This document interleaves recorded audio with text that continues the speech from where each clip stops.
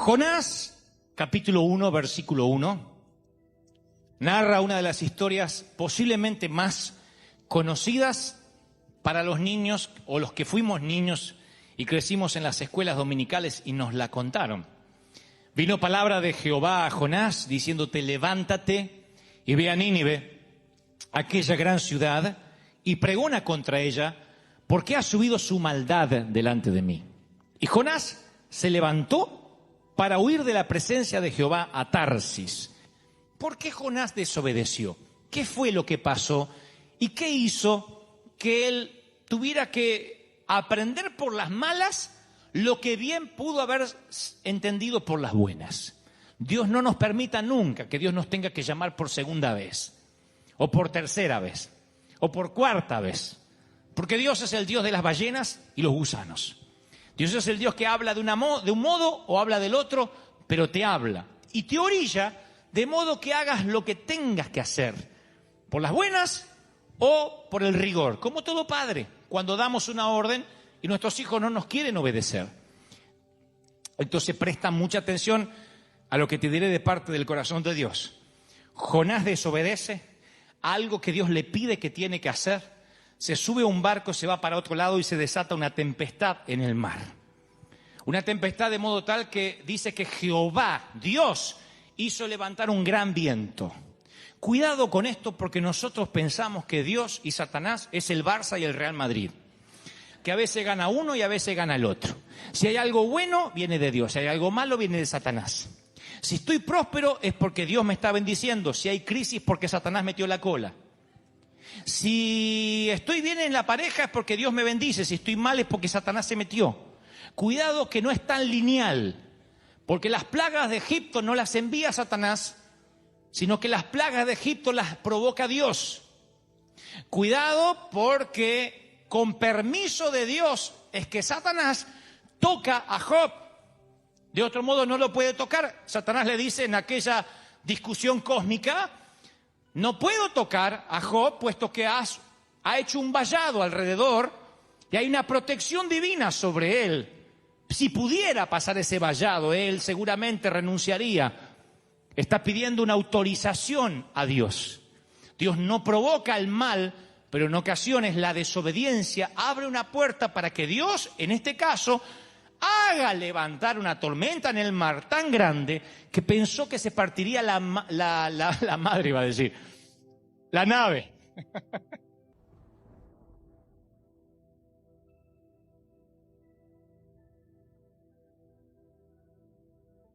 La nave.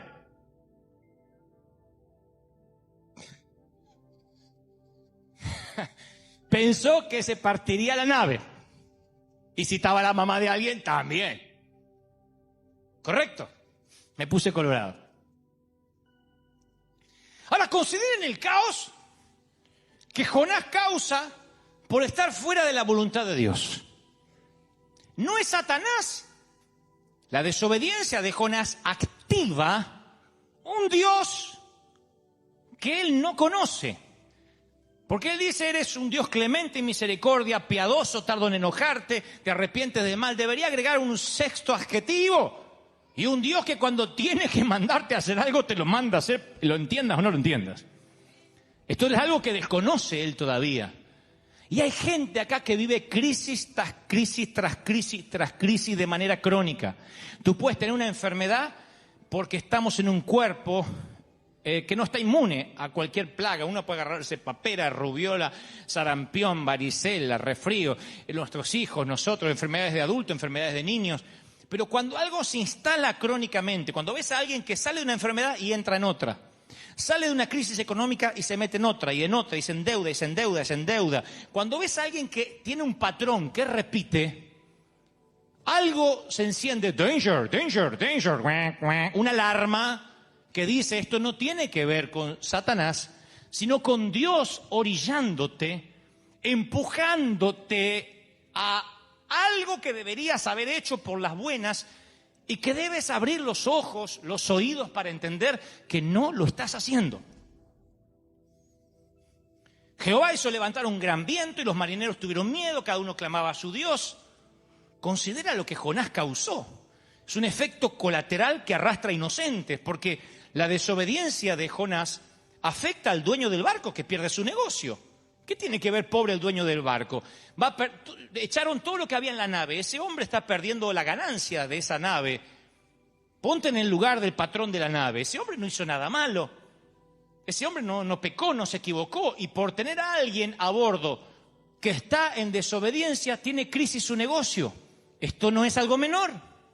Cuando alguien se desobedece a lo que Dios lo está llamando, en lugar de ser un canal de bendición, donde va es un canal de maldición. Le prestas un auto, te lo rompe. Le dice, cuídame la casa, te incendia la casa. Te presto el perro y se ahoga el perro. Y uno dice, ¿por qué? ¿Por qué lo que toca lo parece que lo maldijera? Porque está fuera de la voluntad de Dios. Porque en lugar de tener vientos de cola, tiene vientos de frente. Y todo lo que haga, lo hace mal. Y como hace las cosas mal, afecta a lo que están alrededor. Esto no es un tema menor, estos son principios espirituales que están en la Biblia. ¿Y qué hace Jonás? Baja al interior de la nave y se echó a dormir. Porque Jonás no solo afecta a los marineros, al capitán, hasta va a afectar al pez, le va a producir dolor de estómago. Y ahora duerme el tipo, letargo, apatía, adormecimiento. ¿Cómo descubrir a alguien que está fuera de la voluntad de Dios? Generalmente es aquel que durante la tormenta, durante la crisis, no tiene problemas, está durmiendo. Él no intenta ayudar al patrón de la nave, no le dice acepte este cheque, lo voy a ayudar con la pérdida, no le importa lo que está pasando. Si hay alguien en tu compañía o en tu familia que cuando pasas una crisis no está allí contigo, no le importa lo que está pasando, está lleno de egoísmo, significa que es alguien que está fuera de la voluntad de Dios y tarde o temprano te va a afectar. Te va a afectar porque es una persona que está adormecida. Dios le habló. No es que Dios le dijo como a Abraham, sal de tu tierra y tu parentela, y él dice, bueno, no tenía información a dónde ir, pobre hombre. A este hombre Dios le habló, le dijo a dónde tenía que ir, qué tenía que predicar. Y se va para el otro lado, es una desobediencia a propósito. Y ahora esa desobediencia afecta a todos los que los rodean. Por eso yo digo siempre a los papis, sacerdotes del hogar, no permitas que tu hijo viva en desobediencia si está bajo tu techo. No tengas miedo a perder popularidad. Si está bajo tu techo, aunque tenga 30 años y vive en tu casa, tiene que avisarte dónde va, a qué hora va a venir mínimamente. Si está bajo tu techo, no puede traer la novia y encerrarse en la habitación a tener relaciones sexuales y no le puedes decir nada porque es adulto, porque es tu techo, es tu sacerdocio, es tu templo y tú eres responsable. Y por tener un Jonás haciendo lo que no tiene que hacer en una casa que se supone debiera ser santa, va a hundir todo el hogar. Siempre funciona así. Tienes que cuidar quién entra en tu entorno, tienes que cuidar quién sube a tu nave, tienes que cuidar quién entra en tu hogar, qué hablan, si en una reunión de pronto lo que pareció ser una reunión coloquial, de buena onda, se transforma en un chismerío, en un caldo de cultivo, hablando de de fulano, de quien no está, sepa que tienes que levantarte e irte, porque si te quedas ahí te va a hundir tu vida espiritual, no te va a hacer bien, no te va a hacer crecer. Hay un montón de Jonás que desobedecen y se suben a las naves y van llevando su caos y su tormenta a donde quiera que vayan. Y si alguien va y le ofrece un puesto y un lugar para que no se vayan, traen su caos, traen su tormenta al lugar equivocado. Jonás desobedece, se va para el otro lado y es un hacedor de tormentas, un generador de crisis. Y él no se da cuenta que él, mientras que está adormilado, donde va está llevando maldición. Pero nosotros hemos sido llamados para bendecir y no para maldecir. Para donde vamos, cambiar el clima. ¿Cuántos les gusta entrar a un lugar y cambiar el clima, la atmósfera, solo porque tú entraste? Eso es maravilloso. Ser un hombre o una mujer de bendición. Que donde vayas lleves alegría, lleves una palabra de confortamiento. Alguien me dijo el otro día, no, pero ese no es el evangelio, eso es el positivismo. No, Dios nos enseñó que la unción hermosea el rostro, que el corazón alegre hermosea el rostro. Y cuando tienes un corazón alegre, transmites alegría, transmites unción, transmites su presencia. ¿Cuántos dicen, yo quiero ser eso? Quiero ser ese hombre, quiero ser esa mujer. ¿Cuántos dicen amén? Y llevar bendición. A donde vayamos, donde caminemos. No significa que no puedes estar triste o enojado, porque yo a veces me enojo y a veces me entristezco, pero quiero cuando me vaya que no quede un sabor agridulce. Te decía vino fulano de tal y Y mirá lo que nos dejó un clima enrarecido. Yo quiero, por eso me cuido mucho que cuando Dios me da una orden, quiero cumplir, soy un hombre audaz. Muchas veces me he metido a hacer cosas que no estaba 100% seguro que Dios estaba en el asunto. Pero tengo más miedo a no hacer que hacer sin el apoyo de Dios. Prefiero hundirme en el intento que quedarme en la barca esperando una confirmación divina. El audaz es aquel que se acostumbra a oír la voz de Dios y avanza. ¿Y saben por qué digo esto? Porque yo estuve en el vientre de un pez. Y no se lo recomiendo a nadie. Cuando Dios se empecina en que te quiere usar, te va a hablar por las buenas o va a ser el Dios de las ballenas. No sabemos si era una ballena, pero si era un gran pez, bien pudo haber sido una ballena que tragó a Jonás. Dios es el Dios de la ballena que envía un gran pez y hace y te tiene en el vientre del pez el tiempo que sea necesario hasta que reflexiones a dónde es que tú debes estar. No sé si Dios lo hace por amor al dueño de la barca, por amor a los marineros, por amor a la tormenta, para que se calme, pero envía un pez y te atrapa y ese pez empieza a direccionarse hacia donde Dios quiere que estés. Como dije una vez, yo creo que lo que más quería Jonás era salir por donde entró. Que me vomite y no que me dé fe, que pensó, ¿no es cierto? Y vino palabra de Jehová por segunda vez, después de que Jonás ya era una bola de vómito. Cuando el pez hizo y lleno de jugos gástricos y algas marinas, termina vomitado por el pez. Viene por segunda vez la voz de Dios diciendo: levántate, cabezón. Ve a Nínive, aquella gran ciudad, y predica y proclama el mensaje que te he dicho. Y uno dice, qué lindo, Dios le habló otra vez. Yo no quiero que me hable así. Por segunda vez. ¿A cuántos hoy Dios les está hablando por segunda vez? Y hoy están pensando, si hubiese escuchado la primera vez, le hubiese errado el vómito al pez. Yo no quiero que Dios me hable por segunda vez. Las segundas veces son horribles. Yo recuerdo la primera vez que Dios me habló, fue maravillosa. Dios me dijo, sírveme. Te bendeciré, sírveme. Y no lo oí. La segunda vez yo estaba preso. Detenido toda una noche. ¿Sí o no? Porque parece que estuviera inventando la historia. ¿Sí o no? Detenido toda una noche. Preso, acusado de robo. Y quien me puso ahí me dijo, te vas a pudrir en la cárcel. Injustamente, claro. La segunda vez que Dios vino, me dijo, sírveme. Yo dije, la tercera vez, estoy en una silla eléctrica, sentadito así, esperando que me electrocute. Oh, no me gustan los tours por los vientres de los peces. Detesto los vientres de los peces. Se escucha la voz de Dios, Dios te vuelve a hablar, pero yo no te lo recomiendo. Oye al Señor la primera vez, obedece aunque no te guste, obedece aunque estés haciendo lo que no sientes de hacer, pero no hagas un tour por las profundidades del océano, viajando dentro de un pez, porque lo vas a lamentar por mucho tiempo. El olor al vómito no se te va por años, por años. Yo viví caminar por un mall de Argentina y ver que la gente me reconocía como el ladrón del centro musical aquel, porque me acusaron de algo que no hice. Ahora, ¿por qué Dios permitió eso en mi vida? Para que yo entendiera dónde Él me quería. Pero que el olor a vómito me quedó. Y lo que yo te estoy tratando de evitar es el dolor del vientre del pez. Obedece. Cuando Dios te dice algo, obedece. Y tú dices, pero no sé si es de Dios o no es de Dios. Te daré un consejo, obedece por las dudas.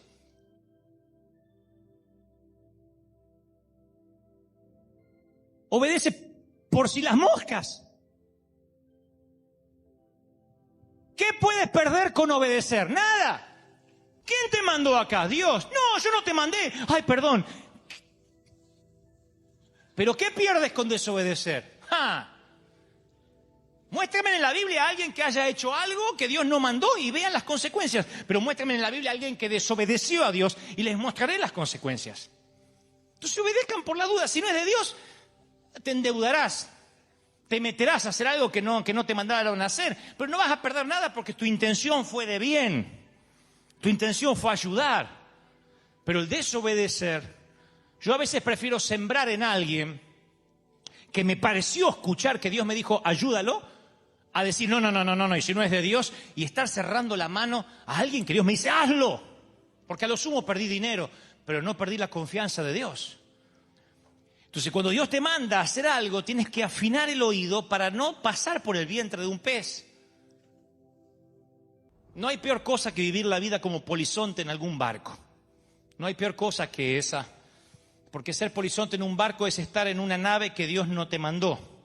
Por eso pregúntate, ¿quién está en tu barca? Porque a lo mejor no eres tú el que está afuera, sino que tienes a alguien que está durmiendo en tu barca. ¿Quién no sufre contigo? ¿Quién no está a tu lado en los momentos de crisis? Tienes que saber que hay relaciones que deben quedar en el pasado. Tienes que saber que hay negocios que tienen que quedar en el pasado. Sociedades que no sirven para este tiempo. Porque nuevas son las misericordias de Dios cada día. Y si hay un Jonás, no te estoy diciendo, mándalo al infierno. Significa, no te asocies, no te pegues. Porque te va a hundir por más buenas intenciones que tenga. Y si tú estás ocupando el lugar de Jonás porque Dios te está llamando a hacer algo y dices, es que no siento, es que me maltratan, es que no me aplauden, es que el que te perjudica eres tú. Tú obedeces y la obediencia siempre trae bendición. Jonás no se le está preguntando, ¿te parece que Nínive merece perdón? ¿Te parece que son malos? Le está diciendo Dios, ve y predica. No te estoy preguntando, viejo. Ni siquiera es una reunión como Dios tuvo con Abraham, si hubiera 40 justos y 50 justos y 30 justos. Ni siquiera es una reunión directiva, una junta de board como la que tuvo con el patriarca Abraham. Es una orden. Y él dice, no, yo no quería predicar. ¿Saben por qué no quería predicar, Jonás? Desgraciado, ¿saben por qué no quería predicar? Lo dice él en el versículo que les leí. Yo no quería predicar porque yo sabía que eras un Dios misericordioso, lento para la ira, tardo en enojarte. Por eso no quería predicar, porque su testimonio iba a quedar mal. Porque él tenía que pregonar contra la ciudad. Tenía que decir, viene destrucción a la ciudad. Y para su reputación, para que quede bien, ¿qué tenía que venir? Destrucción en la ciudad. Pero Dios sabía que se iban a arrepentir. Y entonces perdonó a la ciudad. ¿Y cómo quedó el profeta? Decían algunos, falso profeta. No vino la destrucción. Así que dice la Biblia que Jonás le da bronca a predicar a esa gente porque las quiere ver consumidas. Escuchen qué cabezón. No hagan esto, por favor. Lo traga un pez al tipo. Lo vomita. Sale en una bola de vómito así de algas, de marinas, de jugo gástrico, de pez. Se pega un baño y va a predicar de mala gana. Predica. Se arrepiente Nínive. Todos caen en oración, ayuno, cilicio. Se arrepiente. Dios perdona a la ciudad. Pero Jonás, dice la Biblia, que luego de predicar, el tipo se pone debajo de una calabacera. De una planta de calabaza. Bajo la sombrita. Se puso en primer lugar para ver la destrucción en primera fila. El tipo compró VIP. Quiero ver la destrucción en primera fila. Y dijo, cuando empiecen los fuegos artificiales yo voy a ver todo de acá. Y estaba con el celular así, para sacar la selfie, con la destrucción. La destrucción atrás y él así. Lo profeticé, ¿eh? Él quería eso. Se pone debajo de la plantita. Y oigan, cuando Dios te manda a hacer algo, acá viene lo segundo. Obedece. ¿Eso quedó claro, sí o no? Lo segundo, hazlo de buena gana, dijo el apóstol. Porque si lo haces de mala gana, estás desobedeciendo. Es como el niño que le dice, póngase de pie. Se pone de pie y dice, por dentro estoy sentado. Es lo mismo. Hazlo de buena gana. Porque Jonás, después de ser vomitado, dice, salió Jonás de la ciudad, acampó al oriente, se hizo una enramada, una suerte de carpita, de tiendita, se sentó a la sombra para ver qué iba a pasar con la ciudad. ¿Vieron que quería primera fila para la destrucción? Preparó Dios una calabacera, la cual creció sobre Jonás para que le hiciera sombra sobre su cabeza y no tuviera malestar. Miren qué bueno es Dios. Yo le hubiese preparado un cactus para que se le... Pero por eso no somos Dios nosotros y somos tan humanos. Y Jonás se alegró por la calabacera. Pero Dios es el Dios de las ballenas y de los gusanos. Y dice Dios, dice la Biblia, y Dios preparó un gusano. ¿Vieron que Dios usa cualquier cosa? Yo no sé si Dios me va a usar. Usó un gusano. Y el gusano viene y cumple su misión. El gusano hiere a la planta, a la calabacera, donde él estaba tomando la sombrita, esperando ver la destrucción. La hiere a la planta y la planta se seca. El gusano regresa y es el héroe en el mundo gusaneril. Pero volvamos al profeta. Y entonces la Biblia dice que Jonás se enoja en gran manera porque se le acaba la sombrita. Y le dice Dios a Jonás, ¿tanto te enojas por una plantita? Y él respondió, escucha,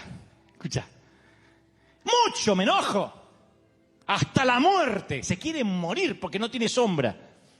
Y le dice Dios, tú tienes lástima por una plantita, por una calabacera por la cual no trabajaste, ni la hiciste crecer. En una noche creció y en el espacio de otra noche se murió porque mandé mi super gusano. ¿Y crees que yo no voy a tener piedad por Nínive? Una ciudad donde hay más de 120.000 personas que no saben distinguir entre su mano derecha y su mano izquierda y ni siquiera saben los animales que tienen. ¿Te importa más una plantita que te da sombra antes que los perdidos? ¿Qué hace latir tu corazón, Jonás? El querer comprarte la casa, ¿te dueles tanto porque perdiste el crédito y no te duele porque las almas se pierden? Tanto te duele que tienes una deuda y te llegó que te van a mandar a collection. Eso te preocupa tanto. Señor, me van a mandar a collection, mi testimonio. Y no te preocupa cuando hay sillas vacías y almas que se pierden. ¿Y por qué permitiste que me endeude? Porque si no entiendes por las ballenas, te hablo por los gusanos. Pero te voy a secar la plantita para que entiendas que no hay nada que te puede provocar ni felicidad ni enojo que no sea las almas perdidas, que es lo que realmente importa en la vida. Todo lo demás va a ser por añadidura. ¡Aleluya! Piensa qué te hizo enojar esta semana. Piensa qué te hizo enojar este último mes. Piensa si realmente un día te enojaste con Satanás, con el diablo, por los jóvenes perdidos en droga y enojado fuiste a orar. Piensa si este mes oraste enojado por las almas que el diablo está llevando al infierno día a día. O miraste el noticiero y te enojó la violencia y la droga. No. Casi seguro si eres como yo, te enojaste por la plantita. Te enojaste porque el auto no arrancó. Te enojaste porque vino el gusano y la cafetera no anduvo. Lo único que quiero es tomarme un café como la gente, Señor. Hasta eso me sale mal. Un dinosaurio me orinó. ¿No tomó el café el niño? ¡Oh! ¿Tanto te enojas? Sí, porque yo necesito el café, porque me da energía. ¡Ah! Y yo no me voy a enojar yo y no voy a tener misericordia por miles, por 100.000 personas, 200.000, 500.000 por las que vivan en Anaheim. Y te enojas no te vi tan enojado para traer almas al 24/7. No te vi tan enojado con enojo hacia Satanás para arrebatar a los jóvenes que se pierden en las pandillas, que hay más de 300 en la ciudad de Anaheim y que la policía no da abasto. No te vi enojado por eso. Pero nos enojamos por tonterías. Nos enojamos con el empleado que no nos entiende. Nos enojamos con la persona que no entendió nuestras directivas. Y decimos, pero puede ser que ni las pequeñas cosas me salen bien. No, porque está el gusano orillándote a la voluntad de Dios. Jonás, predica y hazlo bien. Y te evitas el pez y el gusano, porque soy el Dios de los peces y soy el Dios de los gusanos. Hay que obedecer. Aunque no nos guste, aunque no nos dé placer, aunque mal nos pese, tenemos que hacer lo que Dios nos mandó a hacer. Porque si no lo hacemos, nos vamos a ver empujados por la mala manera que tiene Dios de hablarnos. Es una manera amorosa de todo papá, no permitirá que nada nos lastime, pero cómo duele, porque Dios al que ama corrige y disciplina a aquel que tiene como hijo. Palabra de Dios. Él ama y disciplina a aquel que tiene como hijo. Entonces Dios dice, no esperes el gusano, no esperes el pez. Entiende que estoy hablando contigo y estoy hablando de cosas importantes. Obedezcan al Señor en los que le manden a hacer y van a ver cómo las puertas de los cielos se abren, cómo Dios te manda a hacer algo por encima de los resultados, por encima de lo que te vaya a ir bien o mal. ¿Cuántos reciben esta palabra? Dígame amén. ¿Es duro? Claro que es duro. ¿Es difícil? Claro que lo es, mi querido. ¿Cómo no va a ser difícil obedecer? Es más fácil dar órdenes. Pero ninguno de los que damos órdenes podemos darlas si no obedecemos primero. Y siempre la vida es obediencia. Siempre. Siempre. No decir, no, es que yo no sé, no siento, no me compete, es que estoy sintiendo que el Espíritu Santo, que bajaron 3 ángeles, que por qué me miró mal, que no me lo dijo bien, si me lo piden bien, si a mí me lo piden bien, a mí me sacan lo mejor de mí, pero si me lo piden mal, no me puede sacar ni los calzones. ¿Por qué tanto lío? Obedezca, caracho, párese ahí y obedezca. Porque en la obediencia trae la bendición, la obediencia abre las puertas de los cielos en la vida, en la finanza. ¿Cuántos dicen amén? Allá en las alturas,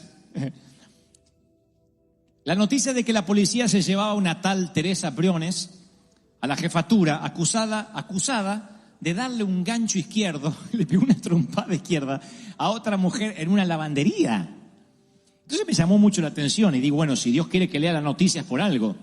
Y empiezo a investigar por qué una mujer le pegaría un gancho izquierdo así, ¡pac!, en la mandíbula a otra mujer. La llevaron detenida, obviamente. Resulta que algunos niños se estaban riendo de Alicia, su hija. Alicia es calva, sus rodillas están afectadas por la artritis, casi no escucha, tiene la estamina de una persona de 70 años, a pesar de que tiene solo 10. Sufre de progeria, que es una patología, una enfermedad que afecta a un niño entre 8 millones, que es un envejecimiento prematuro que obviamente lo lleva hasta la muerte. Alicia, esta niña que tiene solo 10 años, pero que tiene el cuerpo y los achaques de una mujer de 70, va a 3er grado. Pero su mente está sana, o sea, que ella juega como una niña intenta, mientras que su cuerpo le dé, pero está prisionera en un cuerpo viejo, en un cuerpo adulto.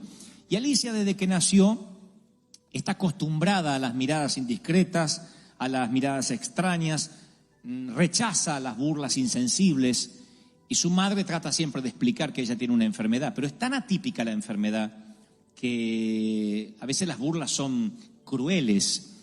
Y la noticia se da que a esta madre la llevan detenida porque ella oye que hay niños burlándose de su hijita Alicia y ella va a ver por qué se mofaban de su hija.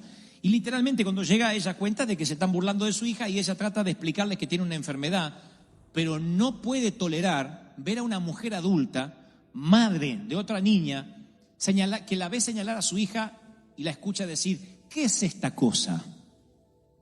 Así que la mujer, cuando escuchó ¿qué es esta cosa?, le dio un puñetazo y literalmente le voló 3 dientes. Fue detenida, obviamente. Nadie puede volarle 3 dientes a otro, a menos que seas dentista, y quedar impune. Pero cuando leía la noticia, a ver si les pasa lo mismo que a mí, uno siente que así es el amor de los padres. Uno dice, y se quedó corto, le hubiese volado 6.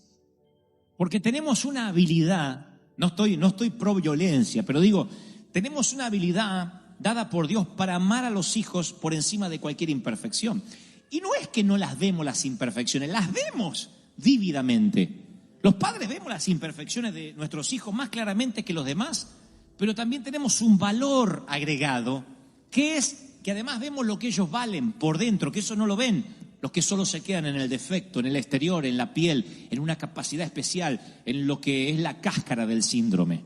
Nosotros vemos el interior de nuestros hijos. Por eso es que uno sería capaz de volarle 3 dientes a quien llama cosa, a quien se atreva y ose llamarle cosa a uno de nuestros hijitos. Yo no sé si le volaría 3 dientes, pero estaría muy enojado si alguien le dice, ¿qué es esta cosa?, a cualquiera de nuestros hijos. Y así es Dios. Nos ve con los ojos de un padre. Ve nuestros errores, nuestra humanidad, pero también lo que valemos. Por eso, para Él, Los humanos nunca somos una fuente de estrés, nunca somos una fuente de cansancio. Yo aclaro esto porque en ocasiones decimos, Dios debe estar harto ya de mis defectos. Ya Dios debe estar harto de siempre con el mismo pecado, lo debo tener cansado. Dios debe querer buscarse otro que ore más, que sea más santo. Dios debe estar podrido de mí. Es un pensamiento que si no lo hemos dicho, ha cruzado por nuestra cabeza. Yo debo tener cansado a Dios. Tengo tantos defectos, tan mal carácter, tan mal genio. Y creemos, nos olvidamos que Dios es un padre que ve nuestros defectos como todo papá, pero que no deja de ver los valores que hay más allá de los defectos. Dios no nos cambia porque nosotros creemos que lo estamos hartando o que lo estamos estresando. Dios dice, yo te amo tal como eres, con defectos, con virtudes, cuando eres fuerte, cuando eres débil. Dios ya sabía los errores que íbamos a cometer cuando nos redimió, cuando nos salvó. No es que lo sorprendemos. Dios sabe con lo que luchamos, con nuestras pasiones, con nuestras debilidades, y aún así lo sorprendente es que Él nos ama como esta Teresa y es capaz de volarle 3 dientes al mismísimo diablo si se atreve a llamarte cosa o si se atreve a subestimarte. ¿Me siguen, sí o no? Ahora, leía en las Escrituras un episodio que ustedes han escuchado en más de una ocasión seguramente, de un día estresado para Jesús. Una mañana que comienza difícil para Jesús, estando aquí en la tierra.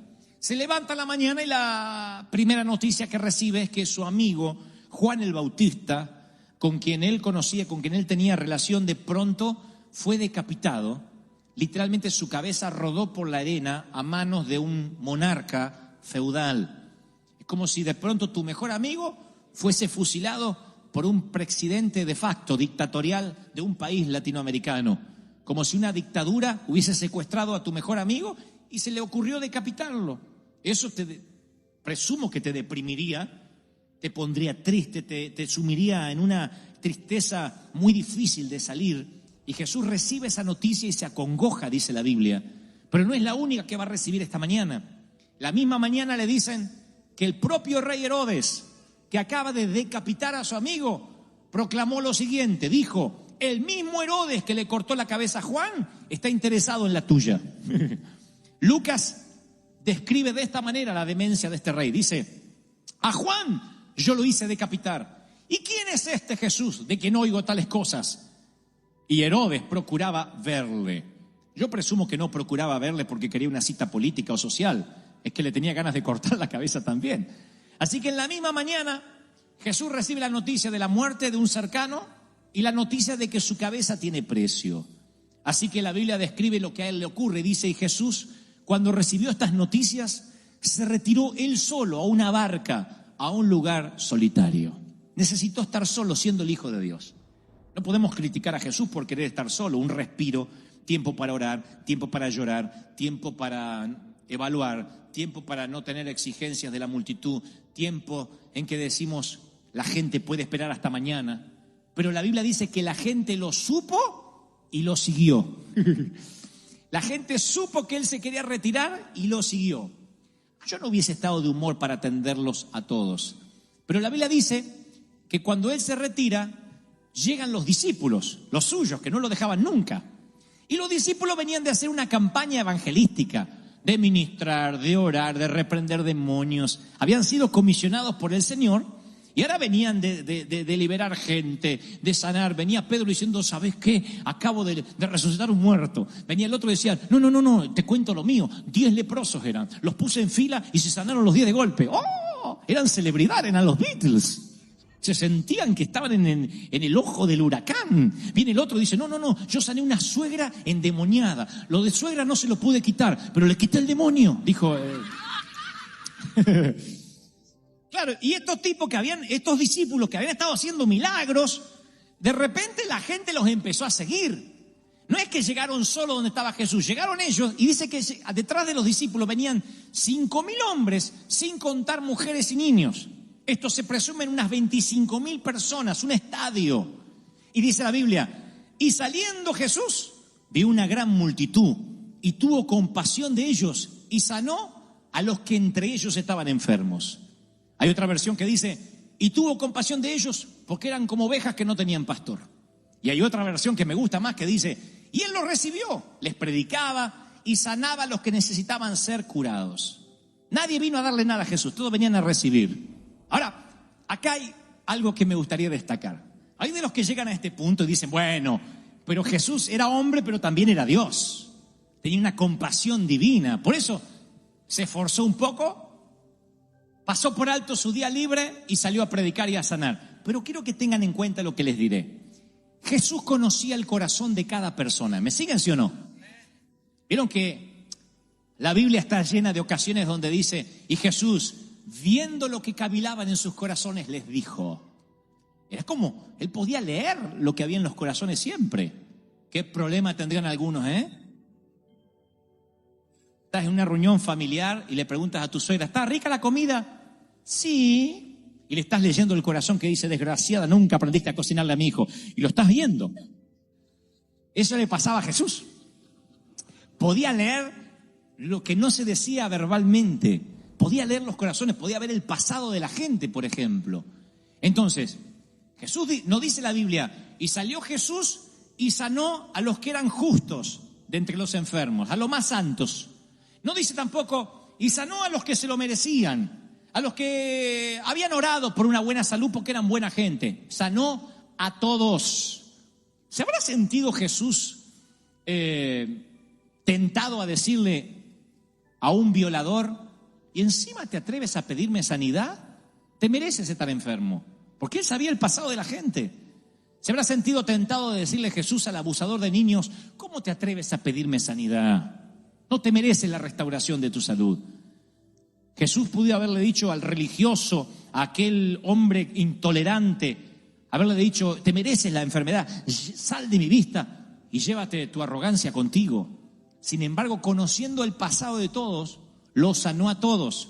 Y eso no era lo que iba a terminar allí, porque la Biblia dice que además de sanarlos a todos, tuvo compasión de ellos, aún conociendo el futuro. Muchos de los que estaban allí no solo tenían un mal pasado, sino que iban a tener un mal futuro. Jesús sabía que muchos usarían su flamante salud para lastimar a alguien. Él tuvo que tocar ojos que después se inclinarían a la lujuria. Tuvo que sanar manos que quizás golpearían a una mujer. Tal vez sanó a un paralítico que después, más adelante, corrió a asesinar a alguien. El Señor sabía que muchos de esos ni siquiera le iban a dar gracias. Y otros que le estaban pidiendo sanidad pedirían, crucifícalo, meses más tarde. Así que cada vez que Jesús sanaba a uno de esos de la multitud, tenía que pasar por alto su pasado y su futuro. Eso es algo que nosotros no hacemos los ministros. Nosotros creemos que hay gente que se merece y hay gente que no se merece. Pero Jesús sigue haciendo lo mismo hoy. Ignora tu pasado, ignora tu futuro. Dios, cuando te prospera, no le dices, pruébame cómo vas a usar el salario. Cuando te da sanidad, no te dice, y si no usas bien tu salud, te corto el oxígeno. Dios te bendice a pesar de los defectos, a pesar de las dificultades. Dios dice, yo te bendigo no porque te lo mereces, porque yo soy bueno, dice Dios, porque grande es mi misericordia. ¿Están recibiendo esto? ¿Sí o no? Ahora, los que se estresan con 25.000 personas, no es Jesús que quería descansar, son los discípulos los que se estresan. La Biblia dice que estos caraduras, los discípulos, se atreven a decirle al Creador, al que acomodó el cosmos en su lugar, al que niveló las montañas, al que alineó las estrellas, tienen el tupé de decirle, despide la multitud, Jesús, que se vayan a comer. Ya los sanaste, ya les predicaste, estos vampiros son capaces de querer que les demos de comer. Así que son capaces de pedirnos comida, así que despídelos. Así tenemos un retiro privado entre nosotros, Jesús, tenemos muchas cosas que contarte, cómo la gloria descendió, cómo Dios nos usó. Tengamos un retiro privado y despide un poco a la chusma porque ya está, hasta comida van a querer. Claro, los discípulos eran unas celebridades. Los discípulos estaban siendo usados por Dios y ellos no querían estar ahí con toda la gente. Tengamos un momento privado con Jesús. Después de todo nos los hemos ganado. Y Jesús le dice, no, vamos a hacer una cosa, no los despidan. Denle ustedes de comer. ¿Por qué no le dan ustedes de comer? Hace un ratito eran celebridades, ahora son camareros. Y esto los ofende a los discípulos en lo más profundo. Los transforma en camareros. Claro, cuando uno lee la frase, denle ustedes de comer, suena épica, bíblicamente hablando. Pero conociendo un poco el contexto y leyendo lo que pasa después, los discípulos después se meten en una barca, les sorprende una tormenta y dice así Marcos: se enojaron porque no habían entendido todavía lo de la multiplicación de los panes, porque sus corazones estaban duros. Aún después del milagro, que Jesús agarra un pancito, unos peces y los multiplica por miles, aún así estaban enojados. No por el milagro, porque tuvieron que servir a la gente. Porque lo que estaban sanando y bajo los reflectores tenían que estar repartiendo hamburguesas y papas fritas. Y salieron con olor a In-N-Out. ¿No les gustó eso? Denle ustedes de comer. Y se enojaron con Jesús y se perdieron el milagro porque estaban enojados. Ellos habían reunido multitudes, habían reclutado un ejército de 25,000 personas. Le dijeron: Jesús, ya tuvieron bastante por hoy, tengamos un tiempo en privado. No, denle ustedes de comer. ¿Por qué Jesús cambiaría sus planes?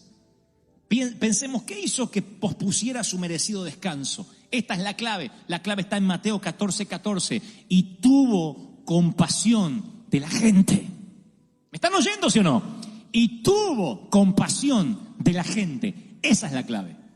En el original griego, la palabra compasión se describe como: y sus entrañas se conmovieron. No fue una lástima superficial. Las entrañas se le conmovieron. Sufrió con el cojo, sufrió con la mujer que perdió el hijo. Las entrañas se le conmovieron y de pronto las necesidades de los demás fueron más importantes que las propias de descansar. Y yo puedo comprender lo que le pasa a Jesús, y sintió compasión por la gente y empezó a servir. Le dijo: muchachos, no es tiempo de contar el testimonio de cómo fueron usados por el cielo. Comiencen a servir, vamos, a servir. Y las celebridades ahora eran camareros. Hace muchos años, mi hermano Daniel, que actualmente está en la presencia del Señor, cuando yo tenía un muchachito de unos 7, 8 años, rentó una suerte de molohome, en Argentina casa rodante. Es lo mismo que el molohome, pero 100 veces más pequeño. Chiquitito, con un bañito, una cocinita, unos silloncitos así, una casita rodante que se enganchaba detrás del auto. ¿Recuerdan? ¿Recuerdan los gringos que solo tienen molohome, lo que era una casa rodante? ¿O yo solo era pobre? Todos ustedes que nacieron en cuna de oro, les cuento. La casa rodante era una cosa de chapa horrible, que te congelabas ahí, pero esperaban los días cálidos para usarla. Rentó una casa rodante y dice: vamos a pescar. Juntando lombrices con desesperación, de carnada, no es que íbamos a comer lombrices, eran de carnada para pescar. Y nos fuimos todos, a la familia, mi hermano, su esposa, o sea, mi cuñada, sus hijos, mis sobrinos, mi papá, mi mamá, mi otro hermano y yo, todos metidos apiñados en la casa rodante para ir a pescar a un estado, a una provincia de la Argentina llamada Entre Ríos. Íbamos a llegar promediando la media tarde, noche, íbamos a descansar esa noche y el otro día aprovechar el día entero para pescar y comer lo que habíamos pescado. Así que llegamos a la medianoche, a la tarde-noche, nos fuimos todos a dormir como podíamos, no importa la incomodidad, porque íbamos a pescar. Era toda una aventura. Y de pronto la casa rodante hace y se empieza a mover. No hay terremotos en Argentina, pero sí fuertes vientos en la costa del río. Y empezó a azotar la casa rodante así, así, así. Y lo peor empezó a ocurrir. Apenas amaneció, no podíamos ni abrir la puerta de la casa rodante del viento. Así que mi papá dijo: una locura bajar a pescar ahora, vamos a quedarnos acá todo el día. Y bueno, hasta que amaine el viento. ¿Y volver? No, viajamos tanto que vamos a volver. Esperemos un día adentro. Tenemos el Monopolio para jugar, una revista de crucigrama para mamá. Ahí no había jueguito, ni televisor, ni nada. Era mirarnos las caras y contar historias. Fueron las horas más largas de mi vida. Un día entero metido en una cuchita así, metido en una lata de sardinas, mirándonos las caras. Y dijimos: no, es un día, ya va a pasar el viento, nunca cesó. Mañana el clima va a cambiar. No había celular para ver qué clima había. Así papá decía: creo que mañana cambia. Mi papá era el Servicio Meteorológico Nacional de la CNN. Al día siguiente nos fuimos a acostar esa noche medio frustrados ya. Pero dijimos: bueno, mañana, un día, esto puede pasarle a cualquier pescador. Nos fuimos a acostar y empezamos a oír ruido sobre las chapas de la casa rodante. Una tormenta con piedras, lluvia y piedras. La tormenta era terrible. Encendimos la radio y aconsejaban ni siquiera salir a la ruta. Aparte, esa casa rodante se movía así, porque las llantas estaban lisas. Entonces mi papá dijo: si salimos nos matamos. Vamos a esperar que pase la lluvia. Segundo día metido dentro de la lata de sardinas. Y ahí yo empecé a notar algunas cosas que no había notado en mi familia. Empecé a notar, por ejemplo, que mi papá tenía algunos problemas serios de personalidad y que se irritaba fácilmente. Por primera vez noté que las medias, los calcetines de mi hermano apestaban y los calzones tampoco eran para poner en el Museo de Ciencias.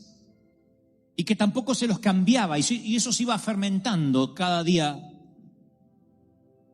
Empecé a notar que mi otro hermano iba al baño, al único bañito de la casa rodante, y no apretaba el botón, no jalaba el agua.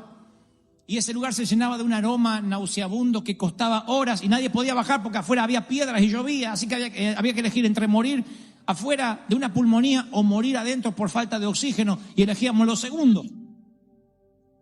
Se empezaron a acabar las provisiones. Mi mamá estaba irritable, hacía crucigrama y decía que rato no teníamos que haber venido. Mi papá gritaba todo el tiempo, los calzones de mi hermano estaban oliendo peor hora tras hora, era como iba increciendo. Y me di cuenta que estábamos todos irritables y estábamos peleando todos con todos. ¡Salí del baño! ¡No quiero! ¡Me usaste las cosas! Estábamos todos, fuimos como los singles, casi éramos los locos Adams en 2 días. Esa semana aprendí una dura lección. No sobre pesca, sino sobre la familia, sobre la gente. Cuando los que van a pescar no pescan, se pelean. Cuando los que tienen que servir no sirven, se pelean. Cuando la energía que debe consumirse exteriormente se quema interiormente, cuando es implosión, es algo catastrófico. En lugar de arrojar la red, arrojamos piedras. En lugar de extender las manos de ayuda, alzamos dedos acusadores. En lugar de pescadores del perdido, nos hacemos críticos de los demás. En lugar de ayudar a los que sufren, hacemos sufrir a los que nos ayudan. ¿Cuál es el resultado? Iglesias semivacías, espiritualidad cínica, iglesias divididas, ojos avaros, buscando verrugas ajenas, ignorando la verruga que tienen debajo de la nariz. Dedos crispados, iglesias divididas, testimonios sin poder, corazones rotos, guerras legalistas. Y tristemente, gente sin alimentar, perdidos sin aconsejar, gente confundida sin alcanzar, hambrientos sin comer. Es que cuando los que van a pescar no pescan, se pelean. Pon a un grupo de soldados dentro de los dormitorios sin que vayan a pelear, sin que vayan al frente, y vas a ver qué actitudes tienen. Se van a quejar que las camas son duras, que la comida es demasiado fría, que el jefe es muy insensible. Pero sácalo de las habitaciones y envíalos a disparar un par de tiros, a enfrentarse en la zona caliente, en la vanguardia, y vas a ver cómo las camas les resultan un cielo, cómo la comida es maravillosa y cómo el jefe es un gran ejemplo. Porque cuando los que van a pescar, pescan, prosperan y crecen. Jesús se olvidó de sí mismo, sirvió a los demás y el cansancio se fue. Les contaba y les vuelvo a contar de la historia que alguna vez oí de pequeño, que un niño entró a una tienda de mascotas buscando un perrito y estaban en una caja varios cachorritos y dijo: este me gusta, ¿cuánto cuesta? Y el dueño de la tienda le dijo el precio y el niño dijo: voy a trabajar duro para volver a buscarlo. El dueño le dijo: no te tardes porque estos cachorritos se van rápidos. Y el niño respondió: el mío no se irá. Así que trabajó, limpió vidrios, cortó hierbas, lavó autos, ahorró todo lo que pudo el niño y con su puñado de monedas dijo: vengo a buscar mi cachorrito. Y entonces lo eligió y levantó el perrito cojo que tenía la patita defectuosa. Y el dueño de la tienda le dijo: no te lleves ese pequeño porque no va a poder correr contigo, ni jugar, ni alcanzar una pelota. Va a ser aburrido tener un perrito defectuoso. Y el niño dijo: no, es por este por el cual trabajé. Por eso dije que nadie me lo iba a quitar. Sabía que nadie más lo iba a elegir. Es este el que quiero. El dueño de la tienda no entendió mucho, pero al ver al niño tan convencido dejó que se fuera con el perrito cojo. Y fue allí cuando se percató que un extremo de la pierna del pantalón del niño, por un extremo de la pierna del pantalón se asomaba un soporte de una pierna lisiada. El niño era lisiado, por eso entendía cómo se sentía el animalito. Y Jesús sabe cómo te sientes en esos momentos donde la familia, donde la gente te exige más de lo que puedes dar. Cuando tú luchas, Él lo sabe. Cuando suspiras, Él lo sabe. Cuando preguntas, Él responde. Él te ama con el amor de Teresa Briones, esa mujer que le dio un zurdazo a la otra y le voló 3 dientes. Él es capaz de volarle 3 dientes a cada demonio que se atreva a tocarte. Él te ama con la compasión del niño lisiado. Con la misma compasión de ese chiquito lisiado, con la misma compasión, porque Él sabe, Él ha estado allí. Y como Teresa Briones enfrentaría el mismo infierno para defenderte, y como el niño pagó un alto precio para llevarte a casa. El Señor te ama, el Señor se compadece de nosotros. Todavía las entrañas se le conmueve cuando nos ve. Veo a Jesús que se olvida de sus necesidades y sale a bendecir a la gente. Y le dice a los discípulos, vamos, denle ustedes de comer. No hizo un buffet y la gente pasaba con la charola, Eran los discípulos los que tenían que salir a servir. Multiplicaba panes y peces, vamos a servir. Panes y peces y a servir. Y los únicos 12 camareros para 25.000 personas. Ese día los discípulos aprendieron una gran lección. Nunca serían apóstoles, arcángeles, ni siervos. Serían simples camareros de las necesidades de la gente. El día que nos olvidamos de eso, ese día empezamos a morir. Ese día empezamos a perder toda la pasión, toda la unción. La unción es consecuente de la pasión que tienes, de la entrega que tienes. Iglesia, no perdamos el amor por las almas. Salvemos alma, vayamos por los perdidos, porque esa es nuestra misión. ¿Están conmigo, sí o no? Esa fue nuestra misión siempre. Si tenemos esa pasión viva con nosotros, Dios enviará a los que van a ser salvos una y otra vez. Enviará una y otra vez. Me decía este amigo pastor, dame un secreto, Dante, dame un secreto. Yo quiero ir a Anaheim a aprender. Le digo, de verdad, no me hago el humilde, no tengo ninguno. Me dice, no, pero dame uno. Le digo, no tengo ningún secreto, no tenemos ni célula, ni espiga, ni seguimiento. ¿No le haces seguimiento a la gente? Le digo, no, acá no perseguimos a nadie. Jesús decía, síganme. Nunca dijo, Pedro, anda a seguir al joven rico que no entendió la parábola. Acá no andamos, hemos descubierto de que hubo un tiempo donde hacíamos un seguimiento, pero Dios nos dijo, ahora viene una nueva etapa, yo voy a agregar los que van a ser salvos. Y no es comodidad, porque todos los pastores trabajamos los 7 días de la semana. No es para no hacerlo, es porque entendemos más que nunca que cuando la gente huele, percibe, desgusta la presencia de Dios, dice, esta es mi casa. Aunque tenga que estar debajo de un árbol, aunque no pueda estacionar, aunque haya frío, aunque haya calor, porque cuando los que pescan, no pelean, no se enojan, sino que agradecen al Señor de señores. ¡Aleluya! ¡Aleluya! ¡Wow! La Biblia narra, hay un episodio en Jueces, capítulo 2, versículo 7, que me llena de interrogantes, de preguntas, me afecta, me conmueve. La palabra me moviliza cada vez que lo leo. Jueces 2:7 dice, el pueblo, habla de la iglesia, sirvió al Señor mientras vivieron Josué y los ancianos que le sobrevivieron, los cuales todos habían visto las obras que el Señor había hecho por Israel. Todos habían visto, y el pueblo sirvió a Dios porque habían visto las obras. Pero esa generación murió. Y surgió otra que no conocía al Señor, ni sabía lo que Él había hecho en el pasado por Israel. Y abandonaron a Dios, al Dios de sus padres. Abandonaron al Dios que los había sacado de Egipto. Siguieron a otros dioses paganos de los pueblos que estaban alrededor, y los adoraron, provocando así la ira del Señor. O sea que el ciclo de decadencia comenzó con la muerte de la generación que había tomado la tierra prometida y el surgimiento de una nueva generación. Y cuando Dios bendice una sociedad, siempre hay padres, hijos y nietos. Siempre hay 3 generaciones. Porque en Israel había una generación que nunca logró cambiar la mentalidad. Los que murieron en el desierto, los padres. Los que siguieron a Moisés, 40 años los tipos, y no se pudieron sacar la esclavitud de adentro. No se podían sacar más de 300 años de esclavitud, no se la podían sacar. O sea, Dios los sacó de Egipto, pero ellos nunca pudieron sacarse Egipto de adentro. Y entonces Dios los tenía dando vuelta y eran tan cabezones. Ustedes leen en la Biblia y dicen, pero ¿cómo puede ser? Les cae el pan del cielo, ni trabajar tienen que para el pan. Y apenas Moisés se perdía un instante allá arriba en la montaña, ya estaban adorando a dioses paganos. Ya estaban criticando, ya querían apedrear a Moisés, porque eran mentes de esclavos. Cuando Dios ve a ellos, dice, esta generación literalmente tiene que morir aquí. No están preparados para conquistar lo nuevo. Y yo sé y he visto a hombres y mujeres de Dios, y ahora hablo en términos espirituales, que han muerto sin poder ver un avivamiento, sin poder ver un mover de Dios, porque se murieron como odres viejos. No hablo de edad cronológica, insisto, hay muchachos de 20 años que son odres viejos, y hay hombres de 70, 75 años que son odres nuevos. No hablo de edad cronológica, no es esta un insulto a la edad.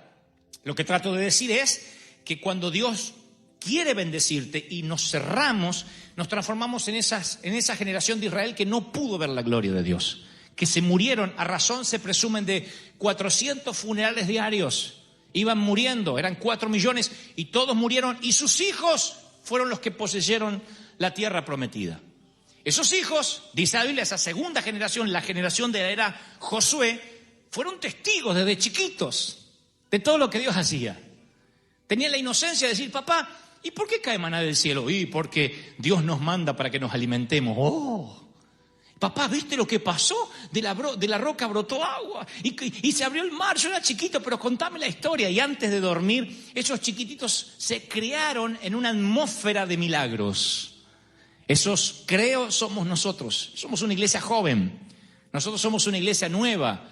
Una iglesia en una California seca, en un sur de California que decían que nada crece, que aquí las iglesias están condenadas a ser pequeñas. Somos una iglesia joven, somos una iglesia pura que le creemos todo al Señor y creyentes en que Él puede hacer las cosas nuevas y nos renueva y nos bendice. Así que creo que somos la generación Josué. Llegamos y conquistamos esta tierra, y esta tierra es nuestra. Y somos una generación que hemos visto los milagros, hemos visto. Pasan los años, ya cumplí 35, y no me puedo olvidar de la sanidad de mamá. No me puedo olvidar. ¿Cómo voy a olvidar que un día Dios entra a mi hogar, a nuestro hogar, y la sana hasta el día de hoy? Jamás pensé que iba a verla enfermarse de Alzheimer de viejita. Yo pensé que se me moría ahí a los 44 años de edad. Pero Dios la sanó. Y yo pasan los años, hoy estoy siendo pastor, predicando, abriéndome paso en el mundo de los hombres de Dios, y no puedo olvidarme, soy de la generación Josué, soy de la generación que vio los milagros de Dios. No me lo contaron, yo vi los milagros de Dios. Entonces, yo no provengo de un seminario, sino de la vida real, ¿sí? Y muchos de ustedes son eso. Ahora viene la tercera generación, que son nuestros hijos. Y nuestros hijos, conforme la Biblia, es esta generación, esta tercera generación que nunca conoció lo que es ser esclavo, nació en una tierra que fluye leche y miel, y eso está bueno. Qué lindo darle a nuestros hijos una tierra que fluye leche y miel, darle prosperidad, abundancia. El tema es que lo dan por sentado. Y si dan por sentado la presencia de Dios, hasta lo sagrado se les vuelve común. Los niños ricos no saben que son ricos. No saben. Los niños ricos dicen, quiero una PlayStation, ahora quiero una Xbox, ahora quiero, y el padre va y le regala. Y él cree que a todos los niños les pasa eso. Hasta que un día se choquean con el mundo real. Él cree que todos los niños suben a una limusina con los vidrios polarizados, cree que todos los niños andan con seguridad. Los hijos de los reyes no saben que los demás no son hijos de reyes. Dan todo por sentado. Por lo general, si no tienen buena terapia, salen al mundo como que el mundo les debe algo. Y esa es nuestra responsabilidad con la tercera generación, porque es una generación que no conoció por experiencia propia lo que significa ser salvado por Dios. Y algunos de nuestros hijos nunca tendrán conciencia de lo que es ser salvado por Dios. Y cuando voy a la Biblia, uno dice, bueno, pero son nuestros hijos, yo los crío en un ambiente espiritual. El tema es que la Biblia habla de hijos de Dios y nunca habla de nietos de Dios. Y los nietos de Dios no existen como tal, ni como figura metafórica, ni como figura espiritual. Dios no tiene nietos, Dios no es abuelo de nadie. Dios es padre de todos, pero no es abuelo de nadie. Dios no es abuelo de nadie. ¿Qué hacemos o qué hacen los abuelos? Le dan a los nietos lo que los padres no le dan. Unos dulces, unos caramelos, le hacen comer todas las porquerías que mamá no le quiere dar de comer. ¿Qué hacen los nietos? No importa, la ABU me va a dar. Y eso es lo que pasa con los nietos espirituales. No se comprometen, no diezman, no ofrendan, no oran, no buscan a Dios. No importa, a mí Dios me va a dar porque es mi abuelo. Y Dios no es el abuelo de nadie. Dios es padre. Y Dios quiere tener con sus hijos relación de padre e hijo. Y no le importa cuál sea tu apellido. Tu papá puede ser un gran predicador o un gran delincuente. Dios quiere tener intimidad con cada uno. Por eso me preocupa esta generación. Por eso me preocupa que nuestros jóvenes empiecen a dar por sentado la presencia de Dios. Y crea que presencia de Dios hay en todas las iglesias, que cualquiera que se una ya ora y cae la gloria. Y no es así. La presencia de Dios es un regalo que Dios le da a ciertas personas, a cierto pueblo. Y los nietos de Dios creen que lo han visto todos. Porque, recuerda, tus padres, si tienes padres cristianos, pelearon batallas que tú no peleaste. Tus padres fueron salvados de una esclavitud que tú nunca experimentaste. Y es un engaño imaginar que tú no necesitas tanto a Dios como lo necesitaron tus padres. Y que nos acostumbremos a esto. Y creo, se lo he dicho más de una vez, cuanto más sabemos de Dios, parece que menos adoramos. Por eso el Señor dice, sean como niños, sean como niños. Si no son niños no pueden entrar al reino de los cielos, sean como niños. ¿Por qué no dijo crezcan, sean adultos? Dice sean como niños. Para entender el reino uno tiene que asombrarse como niño. Porque cuanto más conocemos de Dios es como que adoramos menos. No es el oceanógrafo el que debería adorar más a Dios por descubrir los corales, los cardumen de peces desconocidos. No es el cirujano que ve latir el corazón en la mano que debería adorar a Dios por semejante creación. ¿No es acaso el que estudia las constelaciones el que debería decir wow, miren la cantidad de constelaciones que hay en el universo, más voy a adorar a Dios? Sin embargo, son los que menos adoran y los más ateos. Entre los médicos hay muchísimos ateos, entre los astrónomos hay muchísimos ateos y entre los científicos muchísimos ateos porque dicen todo tiene una explicación y sacan a Dios de la ecuación. Más conocen, más se alejan del Señor. Lo mismo pasa en la iglesia. Si las iglesias más duras y más muertas son donde hay más teólogos. Si las iglesias más duras al mover de Dios son cuando más la gente a veces estudia la Biblia y busca la vuelta, y este es apóstata, y este es falso profeta, y este es el libro que dice, y esta es la gran ramera. Están tan preocupados por la letra que se olvidan del Espíritu. Y cuando se olvidan del Espíritu, conocen tanto de Dios que dejan de adorarlo. ¿Soy claro lo que intento decir, sí o no? Por eso algunos duermen en el servicio, por eso se les hace tedioso. Por eso algunos bostezan, porque dice, ¿cuándo va a terminar? Porque son nietos de Dios, porque nunca tuvieron un encuentro personal con Dios. Mi encuentro con Dios no te sirve. El encuentro de tus padres no te sirve. Tienes que tener tu propio encuentro con Dios, tu propia historia con Dios, caminar con Dios, caminar con el Señor. Si no, vas a ser un nieto de Dios. Porque no peleaste batallas, porque no viviste. Israel vive 400 años de fracaso. Vienen a continuación el tiempo que la Biblia define como el tiempo de los jueces. Y dice, en esos días no había rey en Israel y cada uno hacía lo que le parecía. Jueces 21-25. Cada uno hacía lo que le parecía. En esa tercera generación. Oigan, la generación andaba por el desierto, con el arca de un sitio para otro. La entraban, la sacaban, igual que nosotros. Dios les da Jericó. ¡Wow! Celebran una revolución en la ciudad. Y al cabo de unos años, ¿qué pasó con River Church? Ahí cada uno hace lo que quiere. Sí, los jóvenes bostezan, tienen sexo entre ellos. ¿Y qué pasó? Y se fue el avivamiento. No se fue el avivamiento. Por eso muchos cristianos criamos a nuestros hijos, pasa el tiempo y decimos, ¿por qué mi hijo no sirve al Señor? Y porque quizás nunca lo formaste en el Señor. Que no es lo mismo que hacer un devocional o leerle la Biblia o mandarlo a la escuela dominical. Formarlo en el Señor significa que Él no dé nada por sentado, que aprenda que si Dios no sana, podemos morir de enfermedad. Si Dios no prospera, por más que trabajemos, nada nos va a ir bien. Si no honramos, si no seguimos principios, no nos va a ir bien. Formar a la próxima generación. La Biblia dice, Proverbios 13:22, el hombre de bien le deja herencia a sus nietos. El hombre de bien, Proverbios 13:22, le deja herencia a sus nietos. Y dice 2 de Corintios 12:14, Pablo dice, porque los hijos no tienen que atesorar para los padres, sino los padres para los hijos.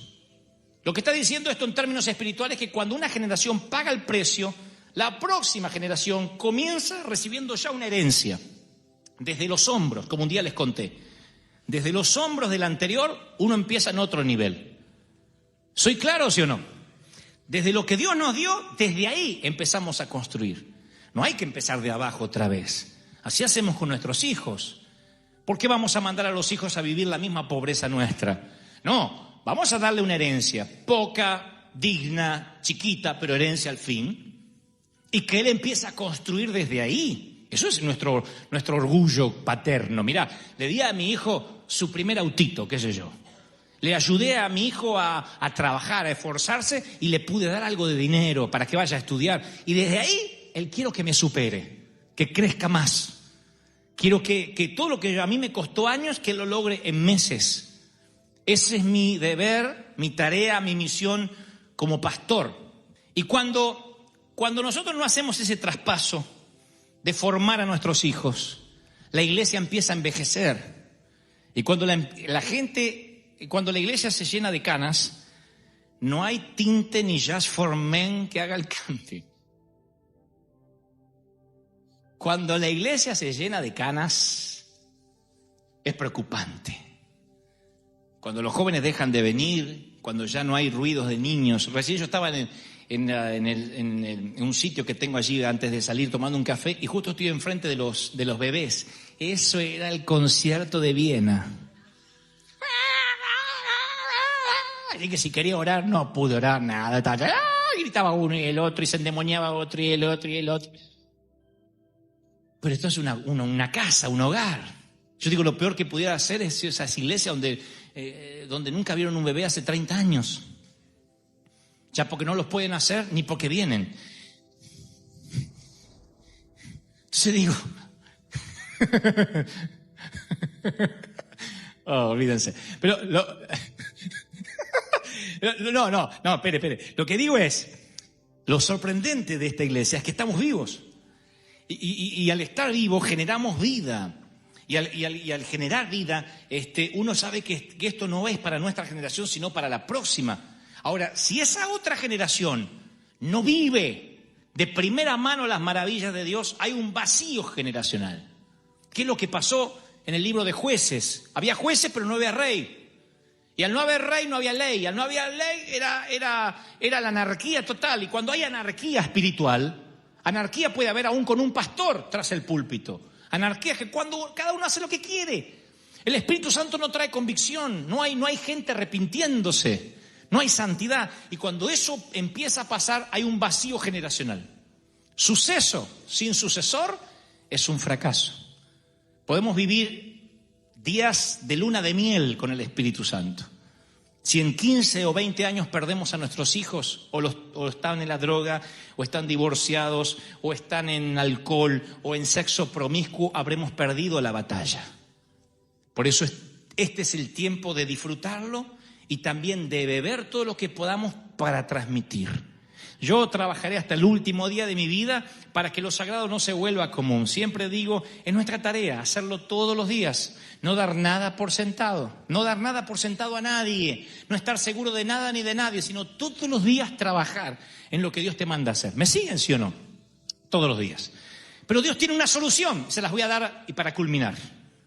La solución es que Dios le dice, cuando Israel estaba por entrar a la tierra, luego de 40 años le dio una instrucción, dijo, hazte cuchillos afilados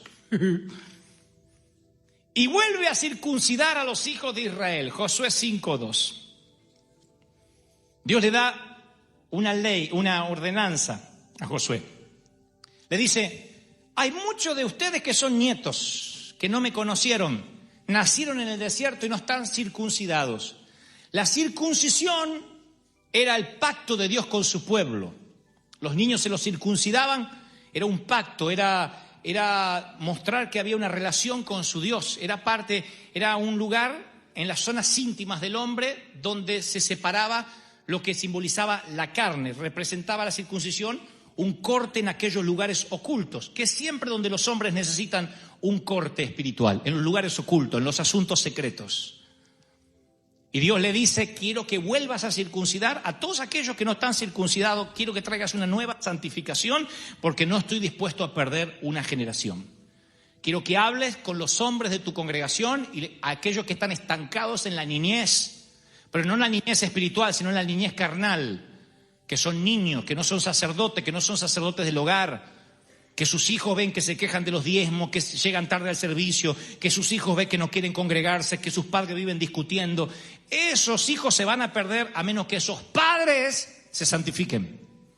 Trae una nueva circuncisión, trae una nueva palabra para ellos para que sean santificados. Dios dice, hoy quiero que vuelvan a las bases, que haya un nuevo pacto, un compromiso con Dios, que nunca nos apartaremos de Él, que amaremos al Señor, no importa si naciste en el desierto o recién te sumaste a la iglesia. Dios dice, hay un corte que tienes que hacer, hay un corte con las cosas que te atan, con las cosas que no te dejan subir a una nueva dimensión, a un nuevo nivel, y eso es lo que el Espíritu Santo nos está pidiendo hoy, para que no se pierda la próxima generación. Otra vez que vuelvan a las bases, que recuerden por qué están, que recuerden que yo los redimí, que recuerden que yo los traje con un propósito. Porque si olvidan el propósito, van a perder a la próxima generación. Y si Dios nos permitió estar cerca del querido doctor Schuller, es para que algo hayamos aprendido algunos de nosotros. Que puedes tener un gran mover del espíritu a nivel nacional y puedes perderlo de la noche a la mañana así. Sea tu edificio redondo o de vidrio, algo tenemos que aprender. Cuando Dios te permite estar en un funeral y la viuda te dice, se murió chupando vino, aprende algo. No sé si se entendió la metáfora. Claro, y a veces uno no aprende nada. Vamos a decir, ¿de qué murió tan joven? Y lo vemos al muchacho ahí de 40 años en el cajón. Y no hacía ejercicio y comía hamburguesa y tuvimos que pedir doble cajón porque no hay cómo cerrarlo de la panza. ¿Algo? Que aprendas algo. De los funerales se aprende. Algo tenemos que aprender. De las muertes de la iglesia, algo tenemos que aprender. Decir, Señor, a ver cómo puedo evitarlo. Y esto es algo que tenemos que aprenderlo para nosotros y para los hijos. Hay aquí gente separada, divorciada. Bueno, el casamiento es la unión de dos agendas hacia un solo destino. Pero a veces te tuviste que divorciar, te tuviste que separar, la cosa no anduvo. Y como pastores yo entiendo de que hay personas que ya llegan divorciadas, otras que el matrimonio está irremediablemente roto, que también lo dice la Biblia, no la doctora Polo, y está allí. No, porque algunos dicen,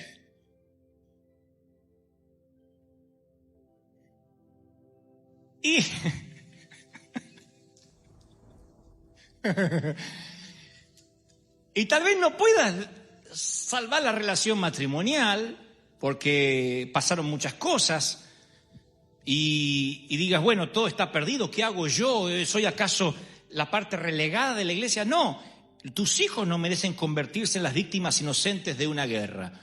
No puedes permitir que se pierdan los retoños porque todos los años habrán sido en vano, tanto dolor no tendrá sentido. Si el sueño del príncipe y la princesa no funcionó porque el matrimonio se disolvió, bueno, tus hijos son la profecía. Tus hijos es lo que hay que salvar. La Biblia dice que es posible sacar una buena semilla de un árbol muerto. Entonces, ¿qué intento decir con esto? No es pro divorcio, no estoy diciendo divórciense. Lo que trato de decir es, aún los divorciados dicen, bueno, pero ¿qué me queda a mí? Mis hijos vivieron el divorcio, vivieron la separación, tuve que criar a mis hijos sola. Aún así, tu obligación es salvar los retoños. Del árbol muerto, Dios también puede sacar una semilla. ¿O no hemos conocido predicadores que han sido frutos de una violación? ¿O no hemos conocido niños con una familia disfuncional como este servidor, donde toda mi primera etapa de la niñez la viví solo, en una cunita, haciéndome encima, porque ni me cambiaban, porque mamá no tenía fuerza, mi hermano no sabía, mi papá estaba borracho. Y eso no me impidió ser un hombre de bien, porque Dios hace que de un árbol que está roto, putrefacto, Dios saca la semilla y la transforma en bendición. ¿Cuántos reciben esta palabra? Dígame, amén, aleluya. ¿Cuántos la reciben? Dígame amén. Grábate estas palabras en el corazón. Incúlcaselas a tus hijos. Háblales de esa cuando estés en tu casa, cuando vayas por el camino, Deuteronomio 6:6. cuando te acuestes, cuando te levantes. Miren la orden de Dios. Ojalá dijera, con que mandes tus chicos a la escuela dominical para que no te molesten durante el servicio, estás hecho. Grábate estas palabras, incúlcaselas a tus hijos. Háblales cuando estés en tu casa. Y cuando vayas por el camino de vacaciones, no dejes la Biblia. Dios no se toma vacaciones contigo, tampoco te tomes vacaciones de Dios. Llévate la Biblia. Cuando te acuestes y cuando te levantes, átalas a tu mano como un signo. Llévalas en tu frente como una marca. Escríbelas en los postes de tu casa y en los portones de tus ciudades, para que cuando estés de compra por las tiendas también lo veas. Miren lo interesado que está Dios, que en la educación primaria de los hijos esté el Señor. Rodearse de recordatorio, un registro personal de la historia con Dios imparte la bendición. Me rehúso y me resigno y renuncio a perder una generación. Si después de predicarle a 90.000, 100.000 jóvenes en estadios repletos en Buenos Aires, perdiera la juventud de River Church, habrá sido todo en vano. Así que no me importa si eres hijo de divorciados, de separados, de madre soltera, abandonado, si nunca tuviste padres. El Señor me dice que no deje a nadie atrás, que ningún soldado quedará atrás. Aún los que quedaron cuidando el bagaje, como los que fueron a la guerra, todos son oficiales. Y este tiempo ha de ser vivido para toda la familia. Y lo que vamos a hacer es un paso generacional para que otros sean bendecidos. Si el Señor no viene antes y nos toca partir, y todos nosotros eventualmente muramos, porque todos vamos a morir. ¿Sabían la noticia esa? Todos vamos a morir. Algún día nos iremos. Quizás el Señor venga y nos vamos todos. Y si no, y bueno, nos tocará partir. Algunos cerraremos los ojos de otros y diremos chao. Te veo en el cielo. Otros quizás no estemos ahí cuando te toque partir, pero lo cierto es que todos vamos a irnos. Y debemos haber dejado un legado que permanezca. Que si el Señor no viene, se hable de River Church, se hable de la iglesia. Y aunque los nombres nuestros se vayan olvidando, las generaciones, los hijos, digan: yo crecí mirando la fe de papá, la fe del abuelo, pero luego tuve mi propio encuentro con Dios. Y ese encuentro hizo que lo traspasara a mis hijos. Y no se perdió ninguna generación, por tanto no hubo ningún vacío ni campamento del enemigo. Porque me lo inculcaron, me lo metieron. Mamis, papis, no teman decirle a los hijos: menos iPad, menos tablet, menos celular y más Biblia. Te va a ser menos popular, pero le vas a inculcar a tus hijos fe. Le vas a inculcar a tus hijos integridad, entereza. Nuestros hijos viven conectados, pero a un mundo virtual. Viven desconectados de la familia. Están conectados a un mundo virtual. Están conectados siempre entre ellos, y si no es los textos, es el iPad y la tablet, y están conectados. Y hay matrimonios que están desconectados entre ellos y conectados cada uno electrónicamente al iPad, a la red social, a esto o al otro. Y hay un momento en la vida donde esa desconexión atenta literalmente contra lo que vaya a pasar con los hijos. Y es nuestra responsabilidad, aunque tengamos que ser un poco antiguos, es nuestra responsabilidad decir: Señor, no vamos a perder la profecía, vamos a salvar la profecía. Y si hay gente aquí hoy que dice: yo necesito un encuentro con Dios, porque ahora que lo mencionas, yo siempre he vivido de historias prestadas, siempre he tenido espiritualidad prestada, quiero tener mi propia espiritualidad. Esta es la mañana en que Dios va a tener un encuentro contigo, va a salir a tu encuentro, te va a bendecir, te va a tocar y el Señor te va a cambiar. ¿Cuántos lo creen? Dígame amén. Vamos, aplaudan al Cordero de Gloria, al Señor de señores. Dios ha hablado esta mañana. Dios ha hablado hoy. El Rey ha hablado